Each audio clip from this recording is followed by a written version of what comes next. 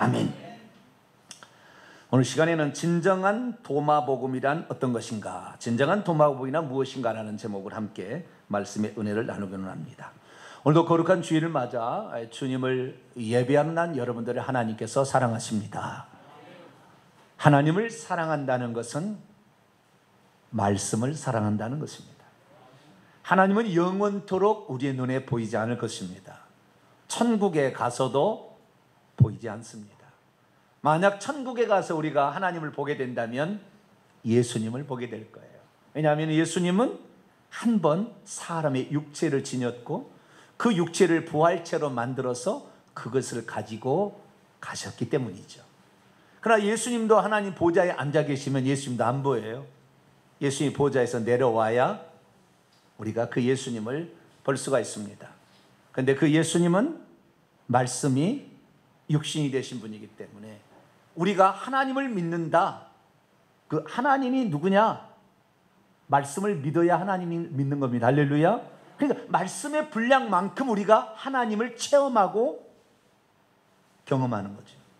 말씀 어떤 부분은 믿는데 어떤 부분은 믿지 못한다고 한다면 하나님을 체험하는데 제한이 일어납니다. 귀신을 이기지 못하는 이유는 예수 그리스도를 정확히 알지 못하기 때문에 그래요.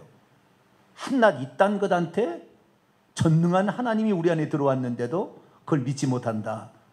귀신이 우리가 믿음을 없으면 우리를 농락하는 겁니다. 우리의 믿음이 있으면 귀신도 벌벌 떠는 거죠. 그래서 성경에 기록된 이 말씀을 하나님의 말씀으로 믿느냐는 것은 매우 중요한 거예요. 매주일마다 우리가 이렇게 하나님 말씀을 듣게 될 때에 믿음은 들음에서 나고 들음은 그리스도의 말씀이니 믿음이 생겨지게 되고 믿음이 생겨지면 권위가 나타나고 귀신이 복종하게 되며 저주가 떠나게 되는 줄로 믿습니다. 그렇다 한다면 우리가 가지고 있는 이 성경 말씀 66권의 성경 말씀 우리가 가지고 있습니다. 신약의 27권, 구약의 39권의 성경 말씀을 가지고 있죠. 그렇다 한다면 예수님께서 우리에게 들려준 말씀을 기록한 것이 예수 그리스도께서 육신을 있을 때에 하신 말씀은 사복음서에 기록되어 있고 예수 그리스도께서 죽고 부활하셔서 천국에 있는 그 예수의 말씀이 기록된 것이 요한계시록입니다. 그러니까 성경 말씀 우리가 공부를 하고 읽어도 사복음서에 기록된 말씀과 요한계시록에 기록된 말씀을 알아야 제대로 예수님을 알 수 있다 그 말이에요. 그런데 어느 때부터인가 요한계시록은 이단들이 자꾸 이용하니까 너 요한계시록 보면 이단돼. 그래가지고 요한계시록 못 보게 하는 거죠. 그러나 이 예언의 말씀을 듣는 자와 읽는 자와 그 가운데 기록된 대로 행하는 자가 복이 있나니. 할렐루야. 말세를 당하는 우리에게는 결론의 책을 알아야 되는 거죠. 그래서 요한계시록에 예수님이 누구냐 기록된 것을 우리가 좀 알아야 합니다. 그래서 우리는 사복음서에 기록된 예수님이 누구냐, 요한계시록에 기록된 예수님이 누구냐를 정확히 알고 그 믿음을 소유하게 되면 만물이 우리 앞에 복종하게 될 줄로 믿습니다. 그렇다 한다면 우리는 혹시 우리가 이 성경에 지금 27권을 가지고 있는데 혹시 빠뜨리고 예수님이 말씀하셨는데 또 그것을 기록한 책이 있는데 혹시 빠뜨려가지고 예수님이 하신 말씀을 모르고 있는 말씀이 혹시 있지 않을까 이런 생각이 들 수 있습니다. 우리가 사도행전을 읽어보면 사도 바울이 한 말 가운데 주께서 친히 내게 말씀하신 바 주는 것이 받는 것보다 복이 있다 하심을 믿어야 한다 이런 말이 있어요. 그럼 사복음서를 아무리 읽어봐도 주는 것이 받는 것보다 복이 있다는 말은 안 나와요. 그런데 친히 말씀하셨다고 얘기를 한다 그 말이에요. 그러니까 예수님이 하신 말씀이 좀 있겠구나. 요한복음 20장에 가더라도 예수님께 하신 말씀을 다 쓴다면 책이 모자란다. 엄청난 분량일 거다. 그러나 우리에게 꼭 필요한 말씀을 주셨다. 그래서 그것을 기록해 하셨다 이렇게 말하고 있는 거죠. 그런데 어떤 사람들은 이 말씀 말고도 우리에게 예수님이 하신 말씀이 있을 거다라고 생각하는 자들이 있습니다. 1945년에 일어난 일입니다. 이집트에서 농사를 하고 있는 무함마드 알리라는 26살 먹은 큰 형이 자신의 동생들을 데리고 이제 농사를 짓는데 어떤 땅에 퇴비가 많이 있대요. 섞여 있는 땅을 한 10km 정도 자기 집에서 떨어졌는데 그 땅을 채취하여서 농사를 지으려고 땅을 파러 갔어요.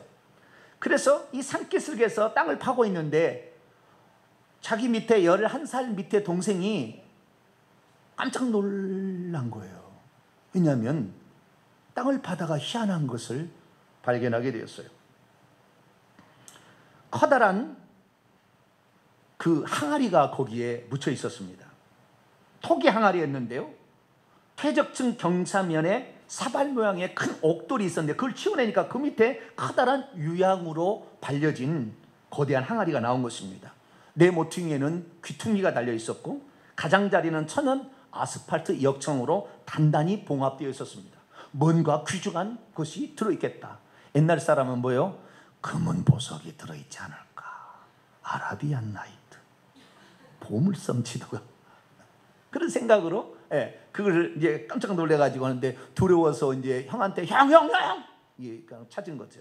그 가보니까 그 항아리가 있었어요. 근데 형이 좀 무서웠던 모양입니다. 아무도 손대지 않은 것을 갑자기 그 뚜껑을 열게 되면 그 안에 귀신이 나와서 그 사람을 사로잡아서 죽인다라는 전설이 있으니까 이게 그냥도 무서웠어요. 에라 모르겠다고 곡괭이로 그냥 때려버렸어요. 거대한 상당히 컸어요. 그것이 그냥 박살이 나버렸습니다. 그런데 그 안에는 금과 은과 보석이 들어있는 게 아니고 그 안에는 책이 들어있었어요. 아주 오래된 고문서가 들어있는데 세어보니까 52권이나 되었어요.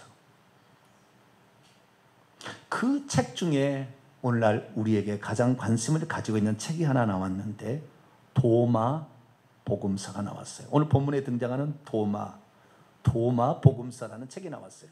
그 책만 있는 게 아닙니다. 빌립 복음, 진리의 복음, 이집트의 복음, 요한의 비밀 복음. 오늘날 이것들은 다 위서라고 알려지고 있는, 성경의 가치가 없는 것으로 알려지고 있는 그런 책들입니다. 그런데 그 위서들이 발견된 것입니다. 그런데 거기에서 가장 관심을 끈 책이 하나 있는데 도마복음이에요.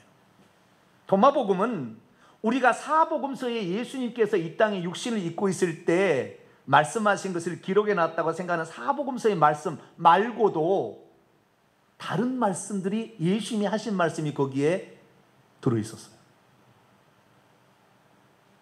그 말씀은 오로지 배경과 환경은 다 그냥 없애버리고 예수님이 말씀하셨습니다. 뭐라고? 이렇게 그냥 말씀하셨습니다. 뭐라고? 이런 식으로만 돼 있어요. 총 114개의 어록입니다. 그런데 거기에는 우리 성경에 나와 있는 예를 들어 천국 비유 같은 게 가장 많이 있어요. 그래서 길가에 썰어진 씨 뿌린 자의 비유 있잖아요. 곡식 가라지 비유 있잖아요. 그 다음에 누룩 비유 있잖아요. 그 다음에 밭에 감춘 보아 이런 그 다 있어요. 거기에 있는데 거기에 없는 우리에게 알려지지 않는 비유가 하나 나오는데 97번의 항목을 보게 되면 하나님의 나라를 비유하고 있는데요. 하나님의 나라는 밀가루를 가득 채운 항아리를 운반하는 여인과 같다. 그렇게 나오면서 이 밀가루를 가득 채운 이 여인이 밀가루 통을 가지고 가는데 그만 이 통이 깨졌어요.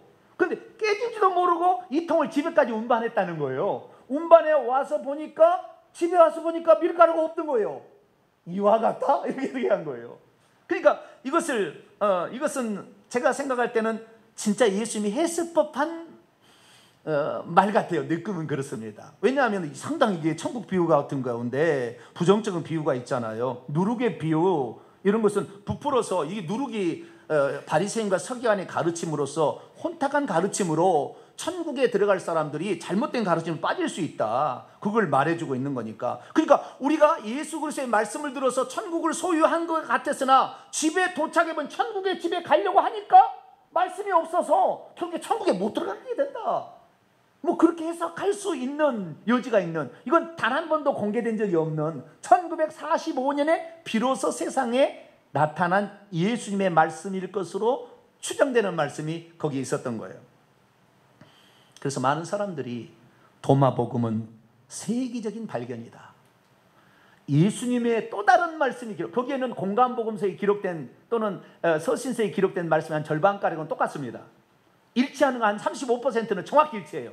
어떤 건 문구도 안 틀리고. 그러나 비슷하게 해서 한 50% 일치하고 50%는 공간복음서에 없는 말이 들어있는 거기에. 그러니까 이것은 제5복음서다. 우리가 놓치고 있었던 정말 중요한 말씀이 여기에 기록됐다고 세상 신학자들이 다 여기 연구를 하게 되었고, 그 중에 도올 김용옥 선생은 인터넷을 보세요. 이 도마복음 강의를 쫙 시리즈로 그걸 하고 있어요. 그러면 우리가 지금 가지고 있는 27권 이해에 진리의 복음이 증거되는, 기록되어 있는 성경책이 또 있을까요? 과연 도마복음은 진짜 예수님의 말씀을 기록한 것일까요? 그래서 오늘은 이 도마복음은 처음에 시작할 때 비밀의 책이라고 딱 나옵니다. 그래서 우리가 알지 못하는 비밀이라는 어떤 은밀한 계시들이 또 남아있는 것인가? 그래서 우리가 진정 알아야 될, 도마가 우리에게 가르쳐 주고자 했던 진정한 복음은 무엇인가? 우리가 가지고 있는 신약의 27권의 말씀은 어떠한 중요성과 가치가 있는 것인가?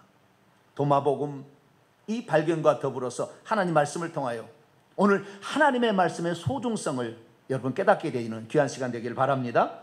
오늘 본 말씀은 예수님의 부활을 의심했던 도마가 부활하신 예수님을 직접 만나보고서는 예수님을 나의 주님이시여 나의 하나님이라 이렇게 고백했다는 말입니다.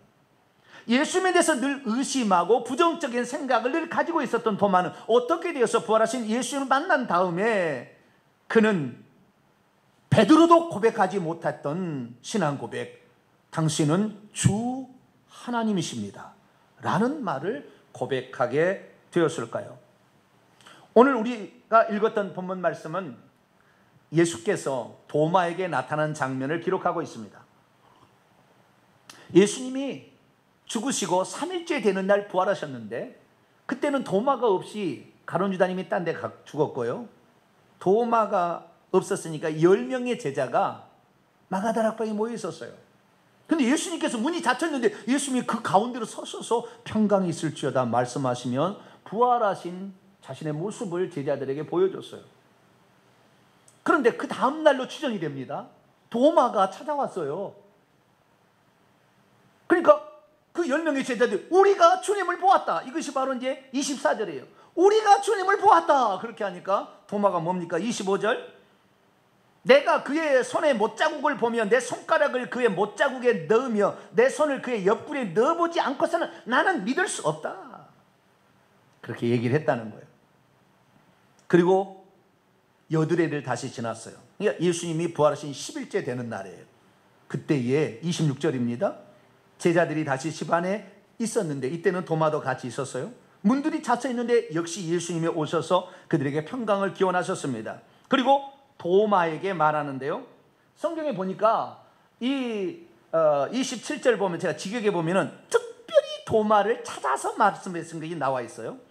다음에 요걸 마친 다음에 그분께서 도마에게 말씀하신다.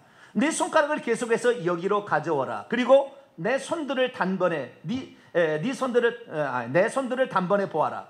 그리고 내 손을 계속해서 가져오라. 그리고 내 옆구리 안으로 단번에 집어넣어 보라. 그리고 믿지 않는 자가 계속해서 되지 말고 오히려 계속해서 믿는 자가 되어라 라고 얘기를 하니까 도마가 그 앞에 무릎을 꿇고 실제였구나, 진짜였구나 라는 사실을 깨닫고 나의 주님, 나의 하나님이십니다 라고 고백을 했다는 것입니다. 믿음이 없으면 예수님께서 다시 살아나신 것을 직접 보았다고 말하는 다른 동료들의 말을 들어도 믿지 않습니다. 믿음이 없으면 자기가 예수님의 부활을 확인해 보지 못한다면 믿을 수 없다고 말합니다. 믿음이 없으면 반드시 보아야 믿겠다고 말합니다. 믿음이 없으면 자신이 체험해 보아야만 믿겠다고 말합니다. 믿음이 없으면 보지 않고도 믿는 자들은 어리석은 자라고 말합니다. 믿음이 없으면 보지 않고 믿는 자들은 미친 사람 취급할 수도 있습니다.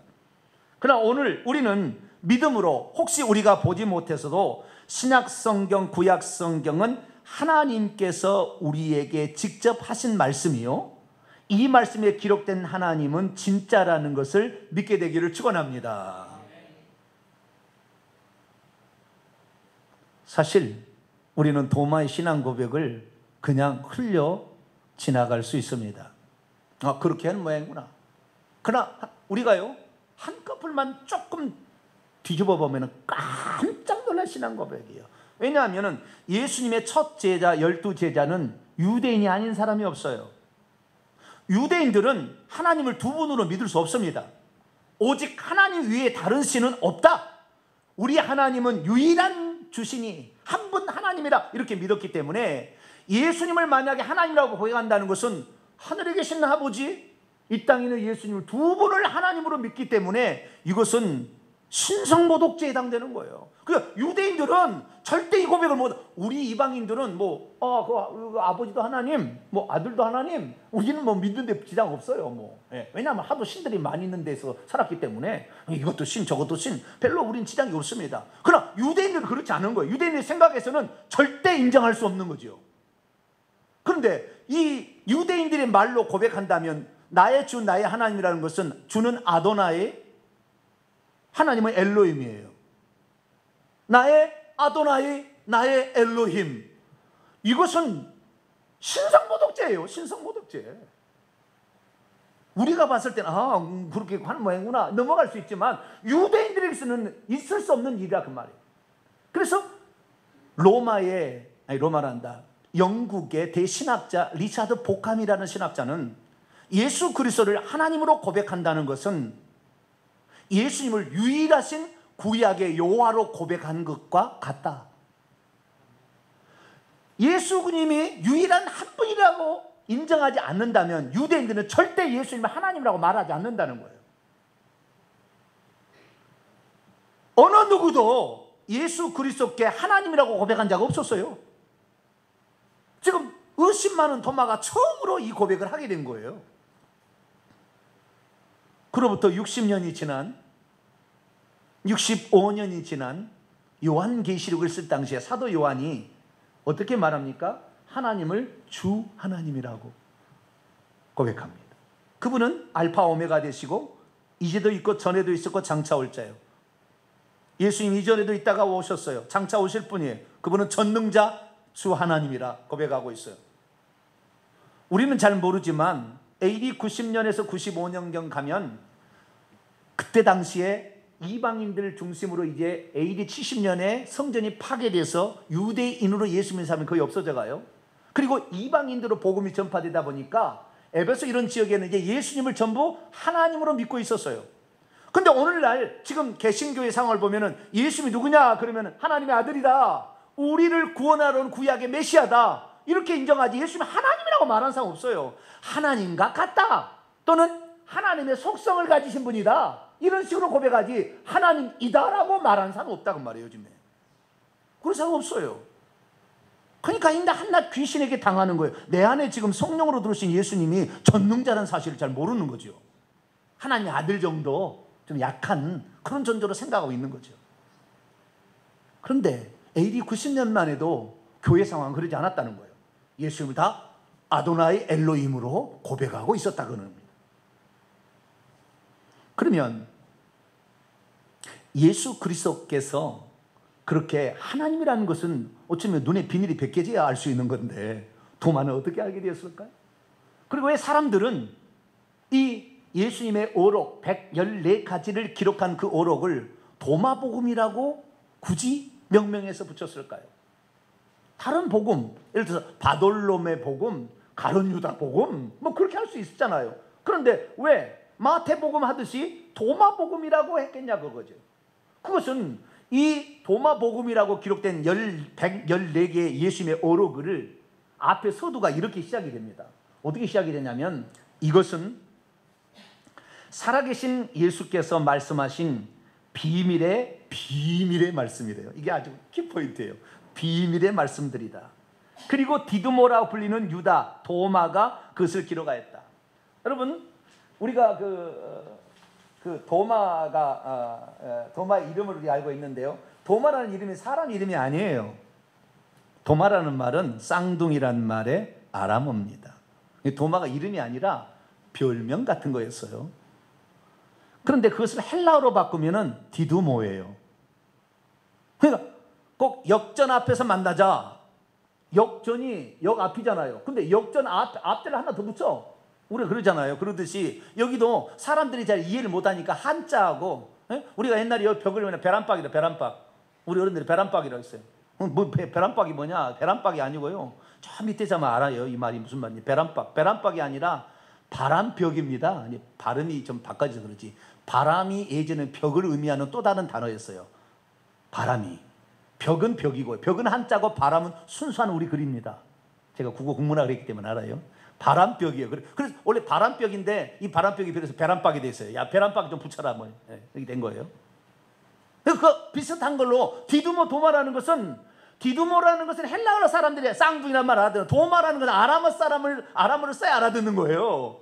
그러니까 디두모라 불리는 도마다. 그러나 이름은 유다예요. 그래서 이 쌍둥이가 예수님의 동생 유다일 거라고 추정한 사람이 많습니다. 그래서 예수님과 닮은 쌍둥이처럼 보이는 예수님의 친동생, 이것일지라고 추정하는 사람이 있는데 확실한 건 없어요. 다른 쌍둥이인지 몰라요. 누구 다른 쌍둥이인지 모르지만, 자 보자. 그렇다고 생각할 정도로. 그래서 유다가 본 이름이고, 이 친구의 이름은, 별명은 도마였어요. 그런데 이 도마가 이 비밀의 말씀을, 예수의 말씀을 썼다는 거예요. 그러면 이 책은 진짜 도마가 썼을까요? 신학교를 가게 되면 우리는 이것이 이 성경으로 채택된, 구약은 39권만을 성경이라고 하고 신약은 27권만을 성경이라고 한 이유를 배워요. 왜 이렇게 되었을까? 누가 그걸 정했을까? 궁금하잖아요. 그것이 이제 배우게 됩니다. 그런데 그때 당시에 많은 성경책이 쓰였는데, 성경책이라고 썼는데, 이 성경책이 진짜인지 가짜인지는 어떻게 알았느냐? 사람들이 자기가 쓴 책을 진짜라고 믿게 하기 위해서는 사도들의 이름을 거론한 거예요. 이것은 마태가 기록한 거다. 그래야 이게 사도가 쓴 거겠지. 그리고 믿을 법한다는 거예요. 그래서 일부러 거짓말로 사도들의 이름을 대고, 구약에는 뭐 엘리야가 썼다, 뭐 이런 식으로, 이사야가 썼다, 이런 식으로 말을 한다는 거예요. 그래서 그것이 진짜인지 아닌지를 확인을 해봐야 되는 거죠. 확인을 해보게 되면 그것이 진짜인지 가짜인지가 드러나게 되는 것입니다. 그래서 이것이 정말 사도가 썼느냐, 사도의 가르침을 받은 자가 썼으면은 그때 당시 성경이라고 썼어요. 모든 교회가 이 성경을 인정해 줘서 이것이 하나님 말씀이라고, 사도들이 와서 가르치면서 그건 맞다고 얘기해 주니까 모든 교회가 보편적으로 쓴 것만 남은 거예요. 지금 성경이 돌아다니고 있다가 이건 가짜야, 사도들이 아니라면 떨어져 나갔어요. 그 다음 이것이 예수 그리스도를 통한 죄로부터 구원을 받는 것에 일치하면 남았고, 나머지는 다 떨어져 나갔어요.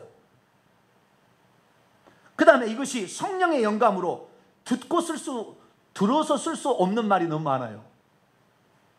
요한복음 17장 같은 경우는 예수님의 기도인데 누가 듣고 쓸 수 있는 말이 아니에요. 그 말은 성령의 영감으로 가르쳐주지 않으면 못 쓰는 말이에요.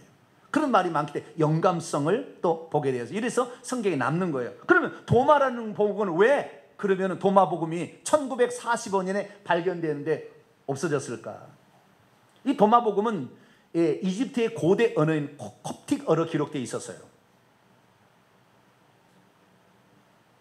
그런데 이 도마복음이 존재한다는 말이 있었어요.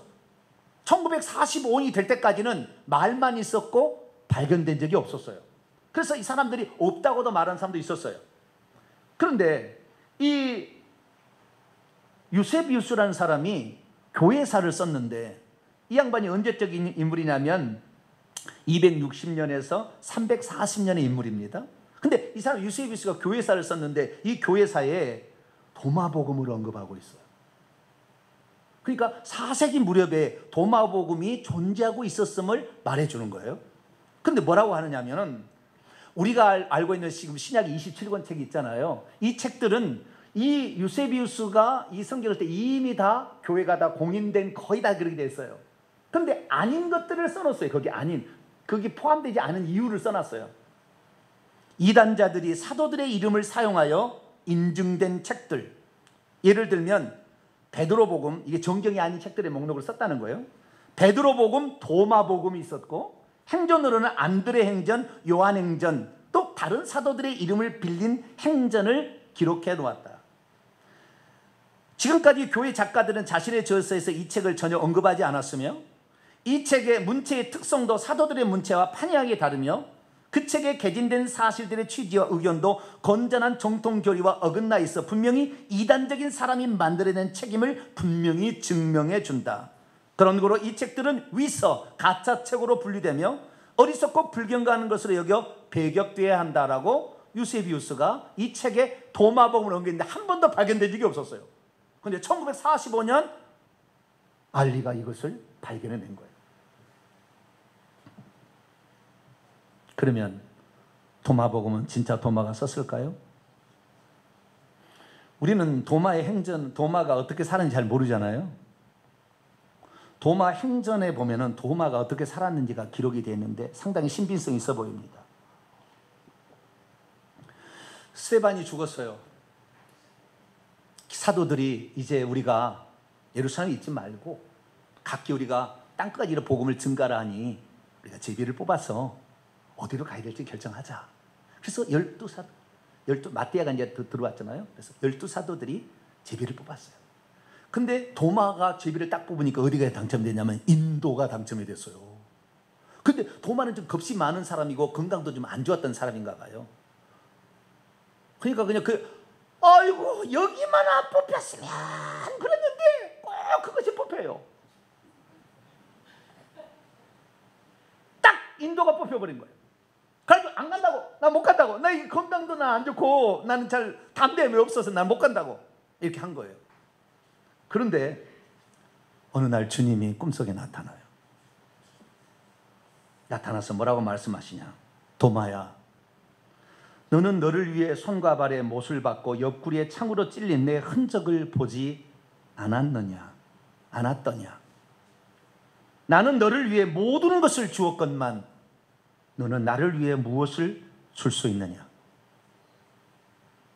또다시 의심하는 병에 걸리지 말고 땅끝까지 이르러 내 증인이 되어라.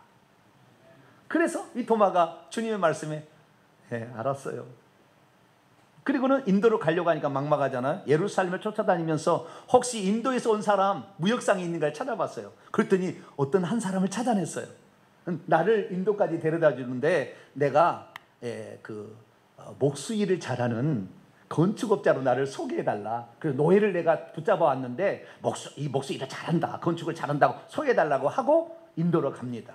그래서 인도에 가서 이러쿵 저러쿵 해서 거기에서 왕을 만나게 되고, 좀 나 이거 설명할게요. 그래서 거기에서 복음을 증가하다가 34년에 간 거예요. 72년에 죽었다고 인도에 기록이 남아있어요. 그런데 아까 그 도마복음이라는 것은 언제 콥틱어로 기록됐냐면은 340년에 기록된 거예요. 그런데 1898년에 이집트에서 그리스어로 기록된 도마복음의 일부가 발견이 돼요.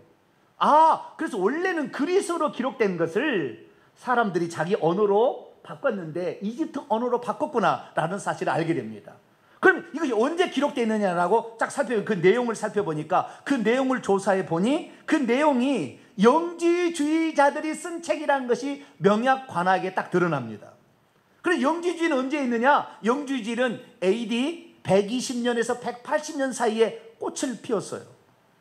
그러다 점점 이단적으로 잘못됐다는 것이 파악돼서 나중에 300년 넘어가서 이단으로 해서 쫙 바꾸는 이제 쫓겨나게 되는 거예요. 이 단체가.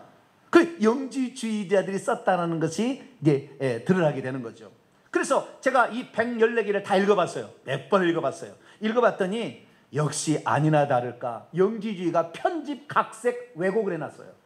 예를 들어 봅니다. 39절입니다. 114가지 중에 예수님께서 말씀하셨습니다. 바리새인들과 율법학자들은 깨달음의 열쇠들을 받고 그것들을 감추었다. 그들은 들어가지도 않고 들어가기를 원하는 자들까지 막았다. 그러나 너희는 뱀처럼 지혜롭고 비둘기처럼 순결하라. 여러분, 바리새인과 율법학자들은 독사의 자식들하고 주님이 책망했죠. 왜? 가르치기는 하고 행하지 않는 것 때문에 이율 배반적인 삶을 살아서 책망을 했는데, 여기에서는 뭐라고 영지주의자들이 바꾸냐면, 영지주의라는 것은 뭐냐면요, 자기가 깨닫는 거예요. 어떤 비밀이라는 것을 깨닫게 된다는 거예요. 그 비밀이라는 것의 핵심이 뭐냐면 내가 누군지를 깨닫겠다는 거예요. 내가 누군지를. 나는 저 하늘의 빛으로부터 온 빛의 자녀여서 이 세상에 있는 많은 이런 오만 잡던 유혹들을 다 내가 어떤 자녀라는 걸 다 깨닫고 초월하게 되면 내가 이제는 구원을 받는다, 이런 사상이에요. 그런데 여기에 보니까 서기관 바리새인들이 그 비밀한 것을 알았는데 그래서 감춰버렸다고 얘기를 하는 거예요. 그리고는 또 다른 구절을 보면 너희는 뱀처럼 지혜롭고 비둘기처럼 숨겨라. 지혜를 이제 까져 들어오는데 이건 제자들에게 복음을 전파하면서 너희들 뱀처럼 지혜롭고 비둘기를 숨겨라라고, 그래서 전도할 때 지혜롭게 행동하라고 가르쳐준 말이지, 어떤 은밀한 것을 감추어 둔 것처럼 표현하기, 그래서 자기들만 그걸 알고 있는 것처럼 말한 게 아니었는데 이렇게 짜집기를 해가지고 자기들은 깨달음의 신비한 어떤 지식을, 영적인 지식을 가지고 있어가지고 이것을 아는다는 것처럼 표현을 한 거예요.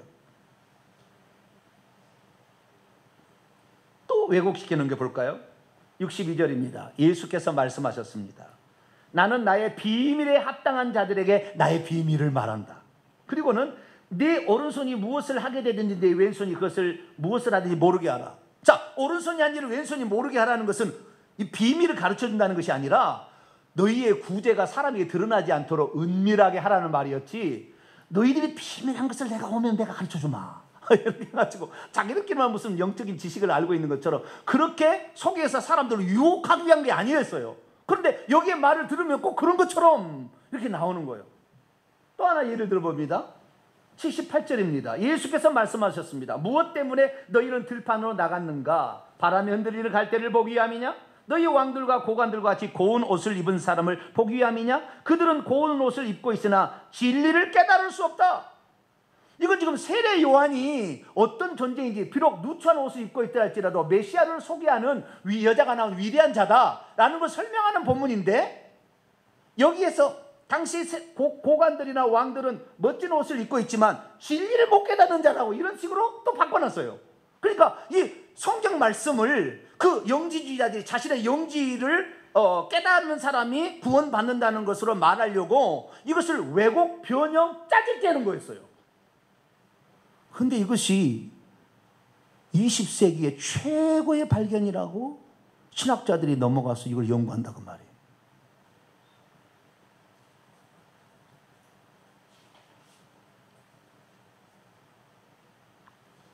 거짓말이에요.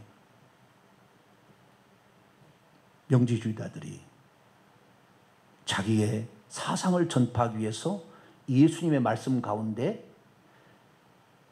예수님은 빛이다, 하나님은 빛이다, 너희는 빛의 자녀들처럼 행하라, 막 이런 말씀만 추려내가지고 그것을 깨닫는 것이 비밀이고 이것을 깨닫는 것이 계시를 받은 것이라 라는 것만 뽑아서 사람들에게 가르쳐준 영지주의자들의 합숙서였어요. 100% 영주의자들이 각색한 책인 거예요. 그런데 이것을 지금 깨달아야 된다. 그래서요, 이것은 두 가지 면에 있어서 우리 성경하고 완전히 어긋나는 거예요. 첫째, 구원에 대한 관점 자체가 처음부터 다릅니다. 우리는 예수 그리스도를 믿음으로 그분의 속죄를 통하여 우리의 죄가 용서받아서 천국 간다는 걸 믿잖아요. 그런데 여기에서는 오직 영적인 깨달음을 갖게 되면 구원을 받는다라고 말하고 있어요.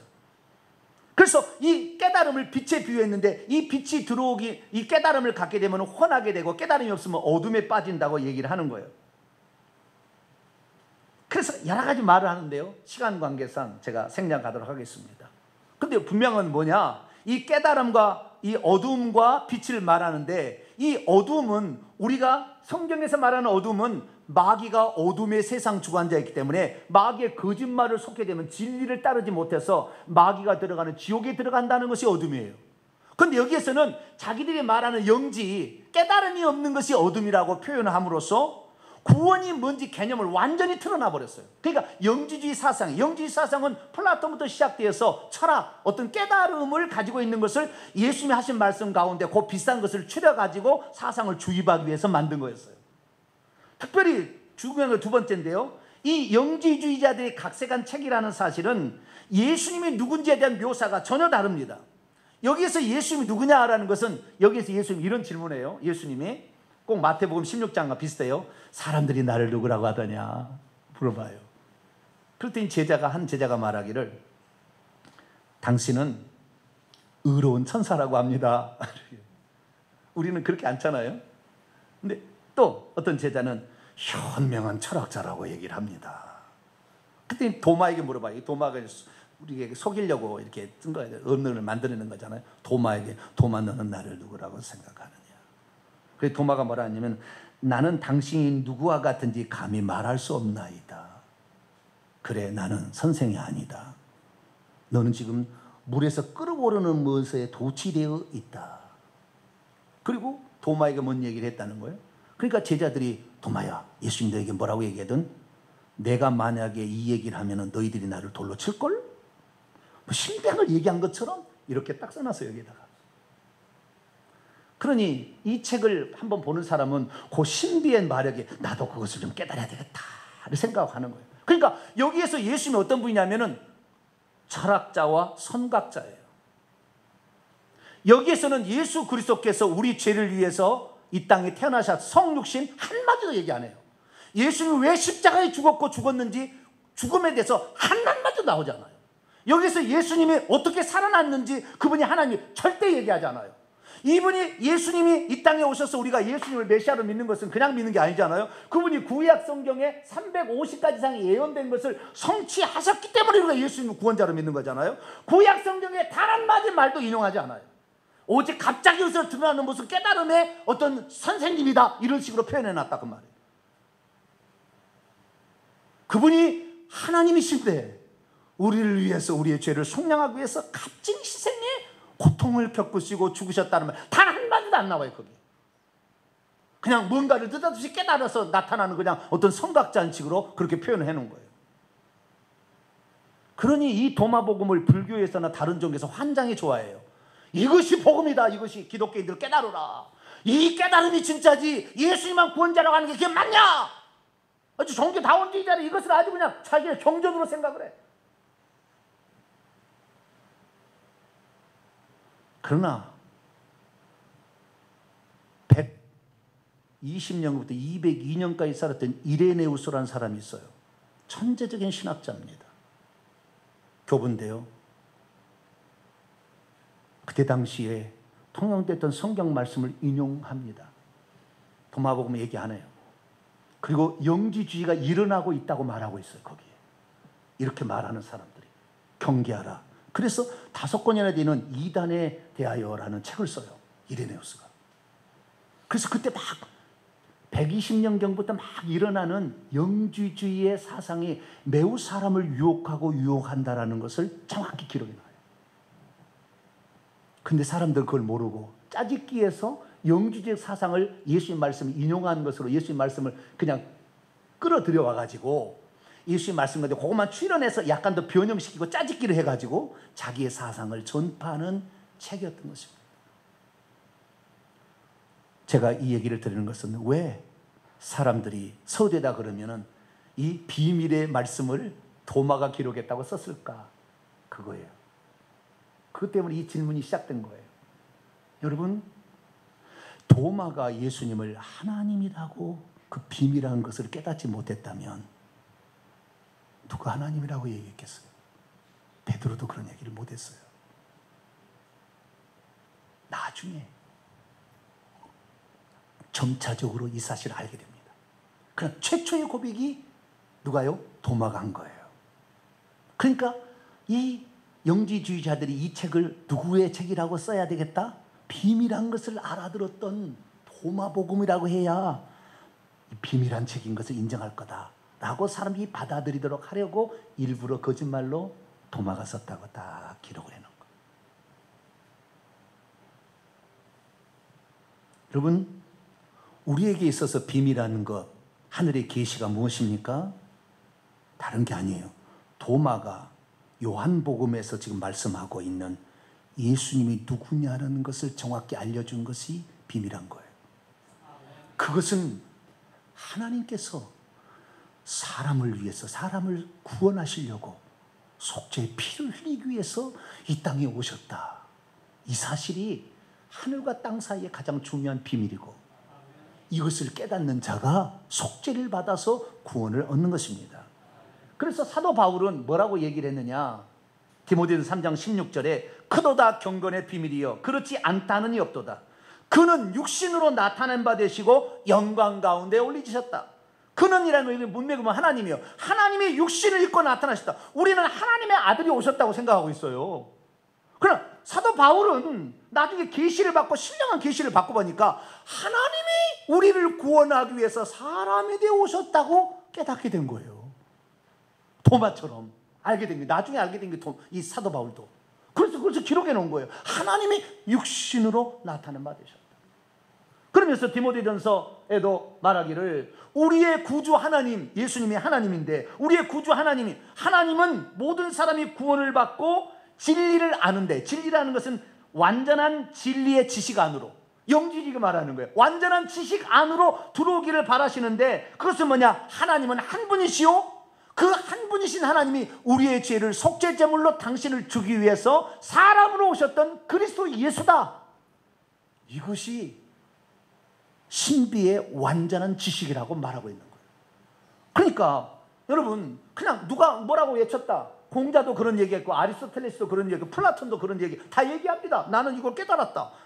깨달은 것이 무엇입니까? 우리를 위해서 하나님께서 그 값진 희생을 치러서 당신이 사랑한다는 걸 직접 보여주겠다. 말로는 누가 못해요. 나도 이걸 깨달았다 얘기하지 뭐. 그래서 우리의 구원자가 되는 게 아니에요.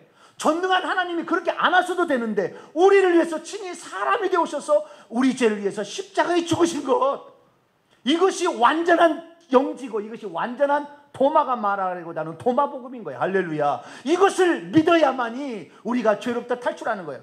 영지주의자들 자신들이 무슨 자기는 빛의 자녀라고 깨닫는다고 해서 죽어서 죽음을 면할 수 있습니까? 지옥을 면할 수 있습니까? 죽어보면 알 거예요. 100번 1000번 깨달음을 얻었다, 득도를 했단 말해도 우리를 위해서 친히 사람 되오신 예수 그리스도를 믿지 않으면 다 헛것인 것을 죽어서 지옥에 떨어져서 비로소 알게 될 거예요. 믿음이 무엇입니까? 믿음이라는 것은 예수님이 하나님이신데 그분이 사람 되셔서 우리의 속죄제물로 값진 희생을 치르셨음을 믿어서 예수님이 그토록 바라는 천국에 우리가 들어가는 것입니다. 도마는 예수님을 꿈속에서 만나서 내가 여기 있으면 안 되지. 주님은 나를 위해서 목숨을 바쳤는데 난 너를 위해서 이렇게 했으면 넌 나를 위해서 뭘 하느냐 물어봤을 때, 그래요 주님, 저 담대 칠래요. 그래서 그 상인한테 부탁을 해서 갑니다. 그랬더니 그 상인이, 이 인도에 가면 기록이 있어요. 인도의 왕한테, 왕이시여, 내가 서방에서 아주 위대한 건축업자 하나를 데려왔는데 왕이 필요하면 쓰십시오. 그리고 도마를 왕에게 소개를 해주는 거예요. 왕이 그렇지 않아도 내가 왕궁을 새로 지으려고 딱 마음을 먹고 있었는데 잘 됐구나. 서양의 그 건축술로 내 왕궁을 지어봐라. 그랬더니 아멘 할 수는 없잖아요. 지금 자기가 무슨 건축가예요. 건축가도 아니 그냥 속에서 이렇게 왔는데. 근데 그 왕의 지엄한 명령 앞에 네 그렇게 했어요. 그러니까 가는 자기 숙소에 왕이 막 보물을 막 금덩이를 막 자루를 막 갖다 주는 거예요. 왕궁을 지으라고. 그런데 이 도마는 뭐 하러 왔어요? 지금 보험 전파로 왔잖아요. 그 돈을 다 나눠주고 가난한 자들에게 복음 증가하고 막 복음을 증가하는 거예요. 몇 달을 흘렸어요. 왕이 이놈이 뭐한가 보자 그랬더니 영어 헛짓거리 하는 건지 아는 거죠. 왕이 도마에 오르나 그래서 너는 내 왕궁을 짓고 있는 거예요. 예, 다 지었습니다. 어디가 있느냐? 예, 다 지었는데 하늘에 지어놨습니다. 뭐? 하늘에 지어놔? 이놈을 당장 가혹시켜라. 소개해준 사람하고 두 사람은 감옥에 쳐넣어버렸어요. 그러니까 이제 내일 죽일 날이에요. 내일 죽일 날인데 그날 밤이었어요. 하루 전날 밤인데 자기 바로 밑에 친동생이 갑자기 죽어요. 어떤 병으로 죽었는지 모르지만 심장마비 죽었는데 자우자가 죽어버려요. 그래가지고 난리가 난 거예요. 친동생이. 그러니까 왕이 생각한 거예요. 내가 저놈들을 죽이려고 하는데 내 동생이 죽었다. 이거 불길한 징조인데 저 죽이지 말라는 거 아닌가? 이런 생각을 하게 된 거예요. 근데 아침이 돼서 죽이려고 하는데 동생이 다시 살아나 버렸어요. 그 동생이 살아나고 왕이시여, 어젯밤에 내가 어디를 갔다 왔다는 거예요. 그럼 어디를 갔다 왔냐 할 때, 내가 천국이라는 걸 가보니까 왕의 집이 궁궐이 멋지게 지어 있습니다. 당신은 정말 훌륭한 건축업자를 고용했습니다. 오, 그래, 그러면은 죄가 살려라. 그래가지고 도마가 살아나요. 안 죽고. 그래가지고 이제 왕의 그 돈을 가지고 복음을 전파하는데, 힌두교도들이 안 믿잖아요. 복음을 안 받으냐. 그래서 나중에 그를 죽이는데 창으로 죽입니다. 그때 죽기 전에 이제 72년에 한 몇십 년, 20년 이상 하다가 죽을 때 이렇게 이제, 보십시오, 여러분. 나는 오늘 마지막으로 여러분을 떠나갑니다. 나는 이 나라에 와서 주님께서 명하신 사업을 용감하게 완수하였습니다. 이런 책임을 다하고 나는 이제 하늘에 있는 자유로운 나라로 떠나갑니다. 오 하나님, 내 영혼을 받아주소서. 예수 그리스도, 그분의 사명을 듣고 그분이 나를 위해서 하나님이 희생했다는 걸 알고 인도의 먼 곳에 가서 어느 문화 통하지 않는 곳에 가서 기꺼이 복음을 증거했던 도마. 이것이 참된 도마 복음이지, 짜집기에서 영주지 사상을 갖춘 것이 무슨 새로운 오복음, 그거 아니에요. 속지 마시고 성경에 기록된 이것만이 하나님 말씀인 것을 믿으시고 이 믿음대로 살다 가시는 자람 되시길 바랍니다. 걸어가신 하나님 감사합니다. 얼마나 많은 요즘 중생들이 새로 발견되었다고 1945년까지 단 한 권도 발견되지 않았는데, 성경책은 3,500가지 이상이 기록되어 있었는데, 이것이 도마복음이 진짜라고 떠들어대며 종교 다운주의적인 사상을 전파하는 자가 많습니다. 우리는 우리를 위해서 희생하신 하나님 예수님만을 구주로 믿고 살아가길 원합니다.